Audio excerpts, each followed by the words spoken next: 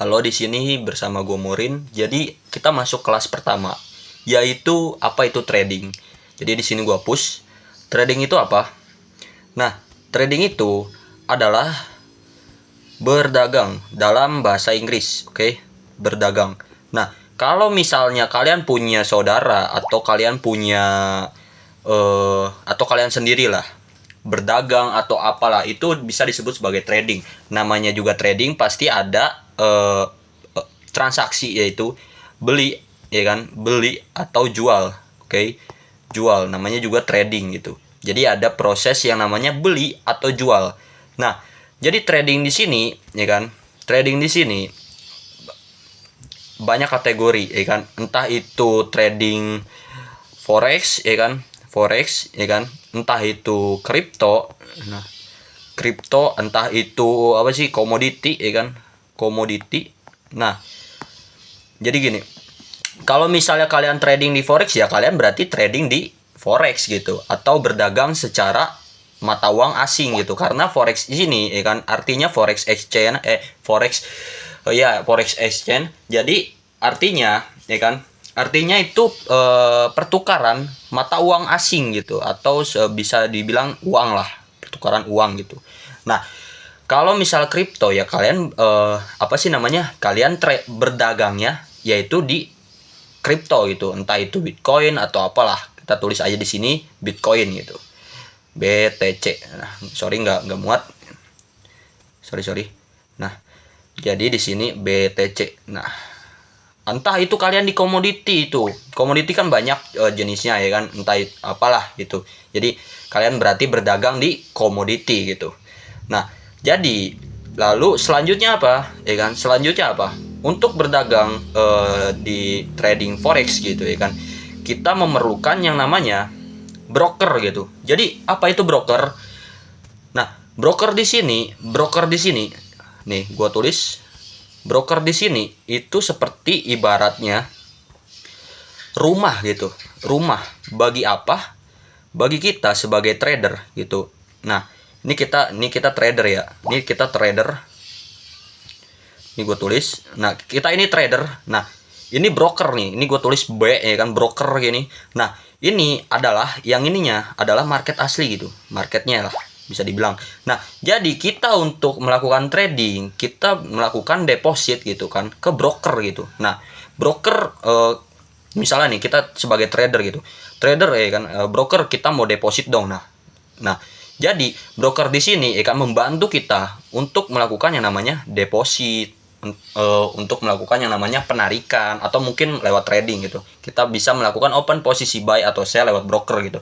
Jadi misalnya kita bilang, broker, aku mau beli dong, ya kan, mau beli 0,01 lot gitu, ya kan, mau beli 0,01 lot di SAU USD. Nah, si broker ini bilang nih ke market gitu, nih ada yang mau beli 0,01 lot. Nah, ya, nanti market ini menyetujui. Oh iya, silahkan gitu. Nanti dari broker, ya kan, nanti dari broker langsung menyampaikan ke kita. Jadi kita langsung bisa open posisi gitu. Jadi broker ini adalah kayak rumah, ya kan. Jadi membantu kita untuk melakukan open posisi, membantu kita untuk withdraw atau deposit gitu. Jadi ibaratnya ini kayak bantuan, ya kan. Nah, bantuan dari broker bukan hanya itu, tetapi broker di sini apa ya, mengasih bantuan kita berupa leverage. Nah,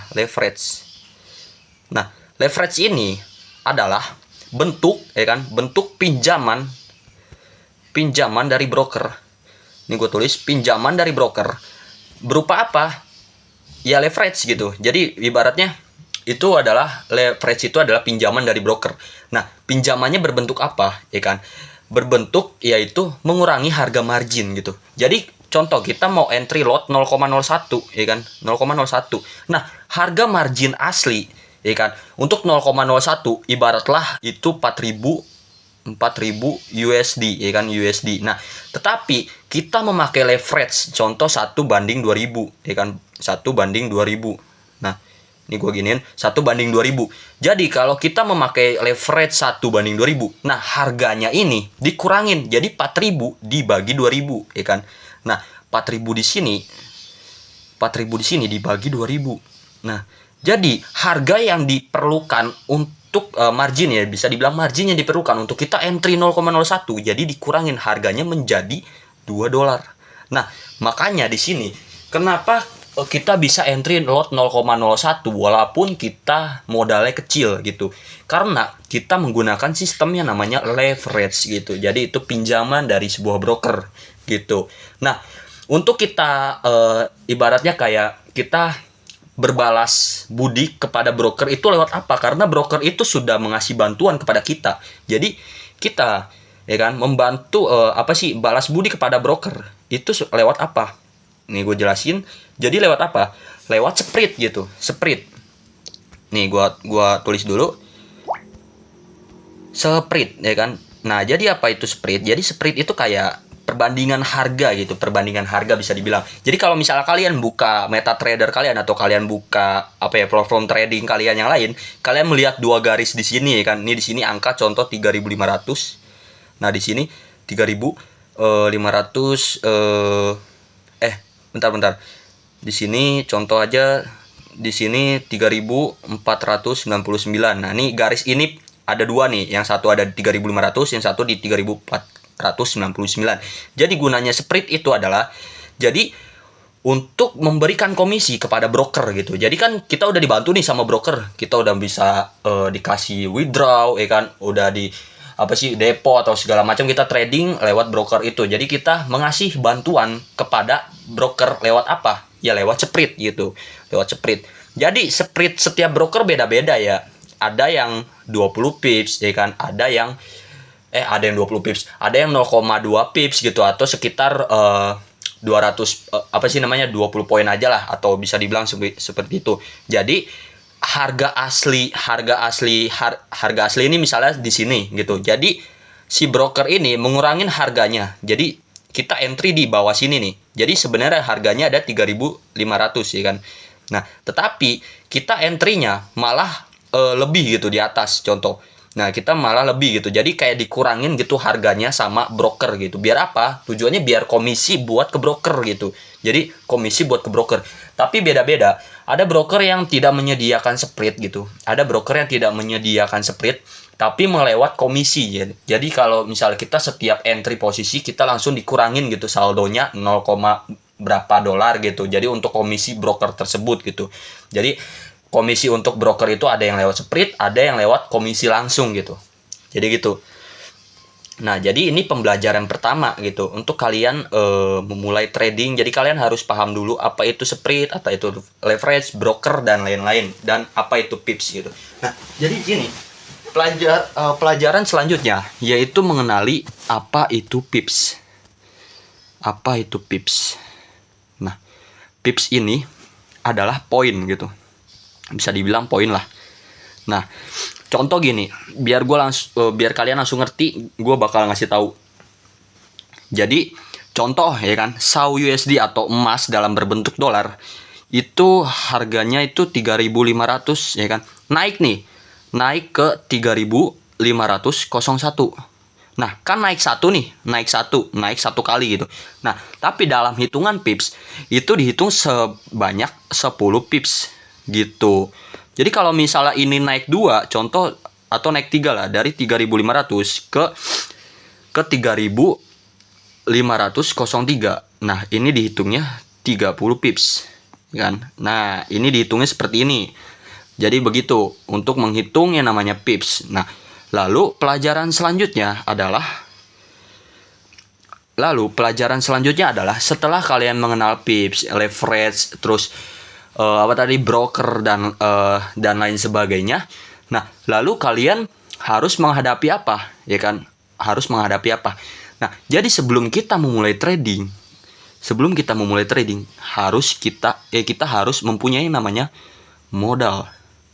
Nah, modal. Karena modal di sini, ya kan? Karena modal di sini kita harus memakai uang dingin. Nah, uang dingin ini apa? Ya kan? Uang dingin ini biar kita itu tidak panik gitu. Karena kita memakai uang dingin itu uang yang benar-benar kita nggak pakai sama sekali gitu. Misalnya dalam pengeluaran kalian per bulan gitu. pengeluaran kalian per bulan itu sekitar misalnya gaji kalian lah. Gaji kalian itu sekitar 3 juta ya kan, 3 juta. Nah, terus kalian sisihin tuh sekitar 2.900.000 contoh.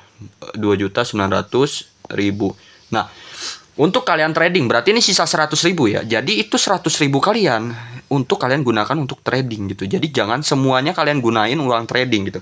Jadi uang dingin aja gitu. Biar kalian tuh tenang gitu tradingnya. Nah, umpama ya kan, umpama contoh kalian memakai ini nih untuk uang belanja kalian itu kalian pakai buat trading ya kan. Ini disebutnya uang panas gitu. Nah, ini uang dingin gitu. Ini uang dingin nih gua tandain dengan D. Ini uang panas. Nah, ini uang panas. Kalau misalnya kalian memakai uang panas, terus uang kalian habis, kalian nggak bakalan bisa ngapa-ngapain. Kalian nggak bisa makan, nggak bisa buat bayar cicilan atau lain sebagainya karena uang kalian udah dipakai semuanya. Tapi kalau misalnya kalian memakai uang dingin, uang kalian habis pun nggak masalah karena itu uang benar-benar nggak dipakai sama kalian. Jadi gitu. Untuk modal, kalian harus menggunakan uang dingin gitu. Nah, lalu setelah kita mengenal yang namanya pelajaran pertama modal. Nah, setelah itu apa?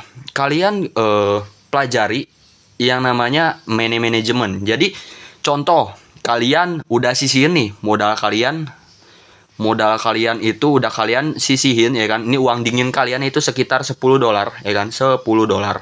Nah, $10 ya kan. Atau mungkin kalian $100 lah. Jadi di sini lebih enak. Atau mungkin kalian modal uang dingin ya kan, kalian kumpulin itu ya kan $10 selama 10 bulan menjadi $100 ini. Terus kalian kumpulin ya kan, nah menjadi $100. Nah, money management ini adalah kita menjaga uang kita itu biar kita itu supaya uang kita tuh nggak habis gitu. Contoh kita modal $100. Nah, bagaimana biar uang kita nggak habis? Yaitu menggunakan lot size itu yang sangat benar-benar kecil gitu. Contoh, jadi di sini kita meresikokan. Jadi kalian setiap trading kalian harus siap menerima kerugian gitu. Jadi di sini kalian atur sedemikian rupa. Jadi risk per trade yang gua kasih di sini untuk kalian yang benar-benar awal yaitu 1% sampai 2% aja. Nah, 1% atau sekitar $1 ya kan, $1 atau $2. Nah, jadi setiap kalian loss, kalian harus loss segini nih setiap entry gitu. Jadi biar apa? Biar kalian tuh bisa jangka panjang gitu tradingnya gitu. Biar kalian gak langsung habis uang kalian dalam satu kali entry gitu. Jadi kalian gak habis gitu uang kalian. Jadi $1 sampai $2 ini ya kan, itu bisa kalau $1 ya kan, berarti kalian butuh 100 loss gitu ya kan, berarti butuh 100 loss. Kalau misalnya $2 berarti kalian hanya butuh 50 loss Kak untuk menghabiskan uang kalian gitu. Jadi gunanya money management di sini adalah untuk menjaga modal kalian biar tidak habis dalam sekejap gitu. Jadi jangan sampai kalian full margin, jangan sampai kalian menggunakan lot besar. Usahain lotnya itu sesuai dengan modal kalian masing-masing, sesuai dengan equity kalian masing-masing. Nah, lalu setelah kalian mempelajari money management, lalu pelajaran terakhir adalah kalian sebelum memulai trading, ya kan? Sebelum memulai trading, kalian harus menggunakan yang namanya trading plan. Jadi kalian tuh harus membuat trading plan kalian sendiri gitu. Nah, trading plan. Jadi trading plan ini seperti kayak rencana trading kalian dan tujuan kalian itu untuk apa gitu. Jadi contoh kalian trading plan kalian udah buat nih $100 ya kan modal kalian. Jadi kita udah buat nih kan resiko per trade-nya itu adalah 1 sampai 2 $1 ya kan. Tadi 1 sampai $2. Nah, lalu kalian atur nih kan. Atur sedemikian rupa entah itu SL-nya berapa ininya. Intinya resikonya harus segini gitu. Jangan lebih. Lalu kita atur semua gitu ya kan. Jadi namanya juga rencana trading gitu. Jadi kalian harus buat rencana gitu. Jadi kalau misalnya nanti kita udah trading gitu, jangan sampai keluar dari trading plan. Karena kalau kita keluar dari trading plan yang ada kita bakal MC gitu. Karena nggak sesuai dengan rencana yang kita buat, nggak sesuai dengan tujuan yang kita buat, lot yang kita buat atau lain bagainya. Nah, lalu setelah kalian mengenal trading plan gitu, kalian bisa mempelajari yang namanya metode. Jadi sebelum metode ya kan, sebelum mengenal metode ya kan. Jadi di sini gue bakal kasih tahu basicnya aja lah, basicnya aja. Nah, jadi di dalam trading itu market itu berbentuk seperti ini, ya kan, berbentuk seperti ini, gitu. Nah, ini disebutnya yang atas ini disebutnya resisten atau harga tertinggi gitu. Ini disebutnya resisten, ini disebutnya support gitu. Support. Nah, sip, berbentuk support. Nah, jadi harga tertinggi ini disebut resisten dan harga terendah ini disebut support. Oke, kalian udah paham sampai sini? Nah, lalu ya kan, kalian juga pasti pernah melihat ya kan, pernah melihat market itu selalu bergerak naik gitu, selalu bergerak naik. Nah, market bergerak naik itu disebutnya bullish ya kan, bullish trend ya kan, atau uptrend gitulah, bullish trend. Nah, lalu ketika market itu turun ya kan, ketika market itu turun, nah begini, ini disebut sebagai bearish, bearish, bearish trend. Nah, lalu ketika kalau misalnya market kayak tadi yang seperti ini, nah ini disebut sebagai sideways. Sideways atau ranging lah, atau bisa dibilang ranging. Nah, lalu setelah kalian mengenal basicnya ya kan, jadi market itu selalu mengalami 3 gerakan, entah itu dia seperti ini, entah itu dia turun seperti ini, atau bolak-balik seperti ini gitu, ya kan? Kalian sudah paham. Nah, lalu pelajaran kedua yang harus kalian kenal yaitu candle gitu, candle. Mungkin kalian belum tahu candle. Candle itu seperti lilin gitu. Jadi lilin gitu. Nah, gitu. Mungkin kalian bisa melihat market nih kayak gini nih. Jadi kayak ada lilin-lilin gitu, kecil ya kan. Nah, kayak lilin-lilin gitu, nah mempresentasikan harga gitu ya kan. Nah, jadi ini disebutnya candle ya kan, candle. Jadi contoh nih market lagi naik ya kan. Di sini gue warnain. Nah, aduh sorry. Nah, di sini contoh nih, ini warna hijau lah. Ini warna hijau. Jadi dalam apa sih namanya? Dalam candle itu memiliki yang namanya yang kotak ini disebutnya sebagai body candle. Body candle. Nah, body candle nih sebutnya. Yang ini, yang dua ini yang gue tandain, ini disebutnya ekor. Ekor candle atau bisa disebut wick-nya lah. Nah, lalu ya kan setelah kalian mengenal ini, ya kan, setelah kalian mengenal ini, lanjut ke tahapan yang namanya kalian harus mengenal ya kan, candle. Ini masih di candle gini, ini masih di candle, gue gambar lagi, ya kan. Aduh, contoh. Sorry. Nah, ini kurang tepat. Aduh. Nah, gini. Nah, ini anggaplah yang kanan ini sedang naik lah. Ini sedang naik, yang bawah ini sedang turun. Gitu. Ini sedang turun. Nah, lalu ya kan, ketika sedang naik membuka candlenya itu lagi dari mana? Open candle ya maksudnya. Open candlenya dari sini. Ini sebutnya open candle. Open candle gitu, open C lah. Nah, yang atas ini ya kan, di penutupannya di sini nih. Close C gitu. Tapi kalau misalnya marketnya lagi turun nih, contoh nih candlenya lagi turun, lagi berwarna merah. Nah, di sini dia opennya O aja lah, O. Nah, di sini dia C-nya gitu. Close-nya gitu di bawah sini gitu. Nah, jadi setelah kalian mengenal candle itu apa, setelah kalian mengenal market itu bergerak kemana atau apa, lanjut ke tahapan yang namanya jadi kita balik lagi ke basicnya lagi ya. Jadi ketika market lagi naik begini, ya kan? Ketika market lagi naik begini, selalu membentuk yang namanya BOS. Nah, ini BOS ya kan. BOS itu apa? BOS itu ya kan adalah break ya kan, break of structure. Nah, gitu, break of structure. Nah, jadi kalian tahu lah, ya kan? Paham. Nah, lalu ketika market lagi turun begini, dia selalu membentuk yang namanya sama kayak tadi, tapi ini jaraknya di bawah sini ya kan. Nah, yang area ini disebutnya BOS ya kan, BOS lagi gitu, BOS gitu. Nah, tetapi beda ketika market itu lagi bolak-balik gitu. ketika market itu lagi bolak-balik.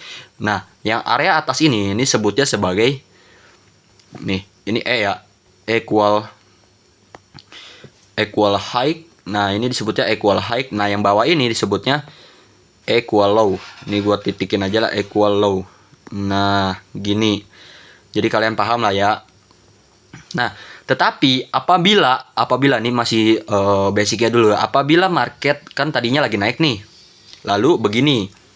Nah, kalau ini disebutnya apa, Bang? Nah, ini kan tadi kita udah tahu nih, yang ini adalah boss gitu ya kan. Boss ya. Ini juga boss. Nah, lalu ketika dia jatuh ke bawah gitu, melewati yang sebelumnya, ini disebut sebagai choke gitu. Nih, choke. Nah, choke itu apa? Nih gua tulis di sini. Choke itu apa? Nah, choke itu adalah change. Ini gua tulis change of character. Nah, gitu. Nah, ngerti lah ya. Bahkan ketika market lagi turun pun sama gitu. Ini gua contohin aja. Ini gua contohin aja. Ketika market lagi ketika market lagi begini nih. Nah,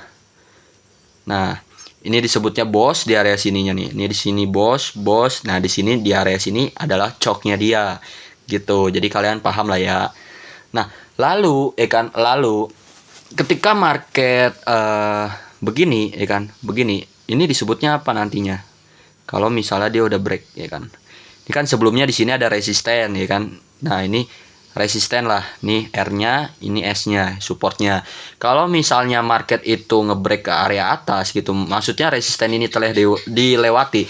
Jadi resisten ini telah berubah menjadi support gitu. Nah, apabila market ini melewati yang garis bawah, kan ini sudah bukan support, melainkan resisten gitu. Jadi berbalik lah ya.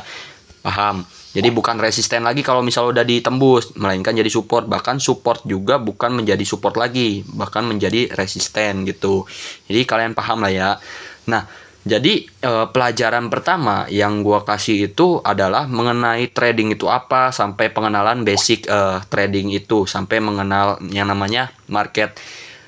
Market itu bergeraknya seperti apa. Ada yang bullish trend, ada yang bearish trend, ada yang ranging atau sideways, dan terus gue juga udah kasih tahu tadi tuh apa ya, yang namanya boss atau choke gitu ya kan, atau mungkin support dan resisten gitu. Apabila kalau misalnya udah di break jadi apa gitu namanya. Nah, jadi ini untuk kelas pertama gue ajarin sampai sini dulu. Nah, see you untuk pembelajaran selanjutnya.